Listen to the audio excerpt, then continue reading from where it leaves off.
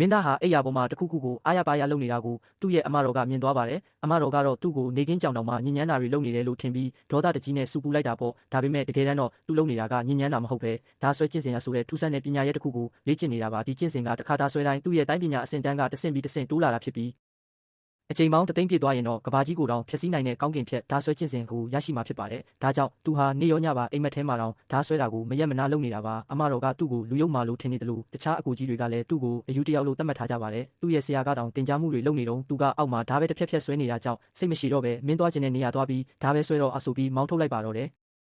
တလားကြပြီးနောက်မှာတော့သူဟာဓာအချိန်ပေါင်း9000ကျော်အထိဆွဲပြီးသွားပါပြီ။အဲ့ဒီအချိန်မှာပဲဂိုင်းကြီး3ခုရဲ့တိုင်းပြိုင်ပွဲကြီးစတင်ပါတော့တယ်။အားလုံးကကိုယ်ဂိုင်းကတိုင်းပညာရှင်တွေကိုအလေးအမြတ်ပြုပြီးကြိုးဆိုနေကြချိန်မှာကျွန်တော်တို့မင်းသားကတော့ဘေးနားမှာဓာပဲဆွဲနေတော့မှတခြားဂိုင်းကလူတွေကသူ့ကိုအလုံးမရှိအလုံးရှာလုပ်နေတဲ့အမိုက်လို့လှောင်ပြောင်နေကြပေမဲ့သူကတော့ဘာကိုမှဂရုမစိုက်ပါဘူး။သူ့ရဲ့ဆရာကတော့တခြားဂိုင်းချုပ်တွေရှိမှအဆက်ကွဲရလို့ဒေါသတွေထွက်နေတာပေါ့။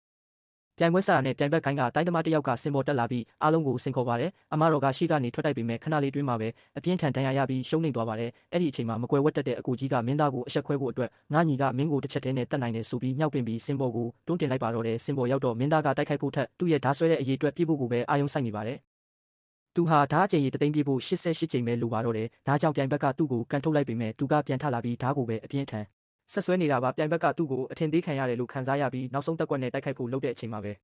ကံကောင်းစွာနဲ့မင်းသားဟာအချိန်တသိန်းပြည့်သွားပါတယ်။စနစ်ကနေဓာတ်လက်ဖျားအဆင့်ကိုရောက်ရှိသွားပါတယ်။လို့အကြောင်းကြားလာတဲ့အချိန်မှာတော့ပရိသတ်တို့ရေနောက်ထပ်ဘာတွေဆက်ဖြစ်မလဲဆိုတာတကယ်ကိုရင်ခုန်စရာပါပဲ။